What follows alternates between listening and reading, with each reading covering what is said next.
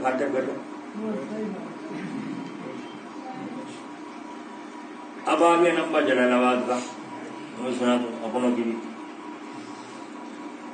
ایک دن مدرسے میں کھانے کے لیے کچھ نہیں, ادھار لے لے کر پکوا رہے ہیں, طالب علم کو کھلا رہے ہیں. حضرت جی چندہ بندہ ہوتا نہیں تھا تو بار اس سے ادھار لے لے. آج اس نے ادھار والے دکاندار نے منع کر دیا, میں پہلا اتنا چڑھا کرنا یہ تو پہلے ادا کرو, میں کہاں تک ادھار دے جاؤں گا. اور نہ آگے جو ہے خادم نے کہہ دیا تو ادھار نہیں دیتا, ادھار نہیں مل رہا. حضرت چپ, بڑے پریشان ہے. پھر بھیجا اسے کچھ خیال آیا بچوں کا, اس نے ادھار دے دیا. تو شام کو تقریباً 4-5-6 بجے جا کے دوپہر کا کھانا نصیب ہوا. تو پکوایا ادھار اور بچوں کو کھلایا طالب علم جلال آباد. رات کو حضرت اندر باہر گھر پہ کبھی اندر پھر رہے ہیں کبھی باہر پھر رہے ہیں. حسین بھائیوں ہاتھ یوں اور بے کا عالم. اللہ تعالیٰ سے دعا میں مشغول ہیں لگے ہوئے ہیں. اللہ تعالیٰ سے دعا مانگ رہے ہیں. اللہ تعالیٰ نے مراد پوری فرما دی, سن لیا. دعا جب قبول ہوتی ہے بزرگ فرماتے ہیں ہمیں پتہ چل جاتا ہے, نشانی ہے اس کی قبول ہونے کی. دعا قبول ہوئی نہیں ہوئی. تو حضرت نے پھر صبح کو خوشخبری سنائی. کیا خوشخبری سنائی؟ فرمایا مولانا یعقوب صاحب نے دارالعلوم دیوبند کے لیے دعا مانگی تھی, اللہ نے سن لی. اور میں نے جلال آباد مفتاح العلوم کے لیے دعا مانگی ہے کہ اللہ اس دعا کو میرے حق میں بھی قبول فرما. تو اللہ تعالیٰ نے منظور فرما لی. جلال آباد کا پڑھا ہوا آدمی بھی کہیں بے روزگار نہیں پھرے گا. دیکھا ہمارے واسطے تم چندہ بھیجتے ہو, وہاں جو بزرگوں کی نظریں ان کی قربانیاں ہیں دارالعلوم دیوبند میں مدرسوں میں, ان کی جو یہ خام خواہ نہیں ہے.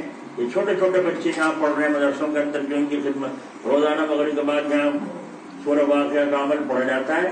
روزانہ استاد بیٹھ کے دعا کرتے ہیں کہ اللہ تعالیٰ جو مدرسے کا امداد کرتے ہیں, کھانے سے پینے سے بچوں کو کھلاتے ہیں, مدرسے کی امداد کر رہے ہیں, اللہ تو ان کو دنیا میں اور آخرت میں اس کا بدلہ آتا ہے. روزانہ مغرب کے بعد دیکھو یہاں بیٹھ کے دعا عمل پڑھا جاتا ہے. جی دعا کر رہے ہیں تمہارے لیے, تم تو دیکھ کے اپنا گھر پڑے گے. یہ دعا روزانہ کر رہے ہیں ہے نا, اور یہ بچے کھانا کھا رہے ہیں. تو اللہ تبارک و تعالیٰ کی طاقت بہت بڑی ہے. اس سے تعلق پیدا کرنے کے لیے قربانی دینا پڑے. قربانی دینا ہم چاہتے نہیں. اللہ کا ذکر ہم لگن سے کرنا نہیں چاہتے بیٹھ کر توجہ کے ساتھ. اللہ تعالیٰ کو پانے کے لیے محنت کرنی پڑے گی. بھائی دودھ ہے, کوئی آدمی چمچ لے کر دیکھے دودھ میں گھی کہاں ہے, دودھ میں سے گھی نکلے کہاں گھی, تو گھی ہے نہیں ہے دودھ میں, ہے نہیں ہے, مکھن ہے نہیں ہے. یہ آپ کو چمچ لے کے دودھ میں دیکھنے لگے, ڈھونڈنے لگے اور دودھ کو نکال کے دیں کہ گھی کہاں ہے. دودھ میں گھی ہے, لیکن تمہیں محنت اٹھانی پڑے گی, قربانی دینی پڑے گی جب دودھ میں سے گھی کھینچ سکتے ہو. تو اللہ تعالیٰ بھی موجود ہے, ہر جگہ موجود ہے. محنت اور مجاہدہ کرنا پڑے گا, گناہوں سے اپنے آپ کو بچانا پڑے گا.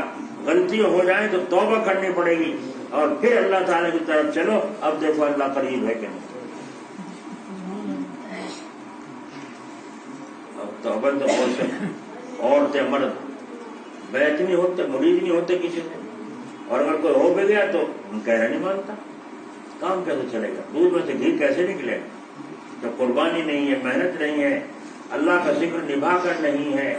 اور سلسلے کے تم مرید ہوئے ہو, وہ حضور صلی اللہ علیہ وسلم کے سلسلے کی برکت تمہیں کیسے نصیب ہوگی.